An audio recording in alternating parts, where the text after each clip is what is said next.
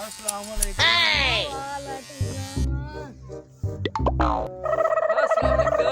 और सुना ठीक ठाक रहला ठीक ठाक शुक्र है अल्लाह दा। तुसी सुनाओ। ਵਧੀਆ ਵਧੀਆ ਤੂੰ ਸੁਣਾ ਠੀਕ है ओए शादी शादी करा हाँ करा ली शादी में। हां हाँ अब ठीक ठाक रहला हाँ ठीक ठाक शुक्र है अल्लाह दा। बुढ़ी दे थल्ले थुल्ले नहीं लगा नहीं अब्बा बुढ़ी दे थल्ले किथों लगना। फिर की काल मैं होया ते दूसरे दिन मैनू ने भांडे तो अच्छा मैनू फिर चढ़िया गुस्सा। फिर मैं आखे 5 मिनट लगने ते धो दी ते फिर आपा फिर की फिर मैनू ने झाड़ू दे। फिर मेरा गुस्सा तो बड़ा चढ़ा मेरा दिमाग तो बड़ा खराब होया। फिर की मैं 2 मिनट लगने धो दे झाड़ू मार दे।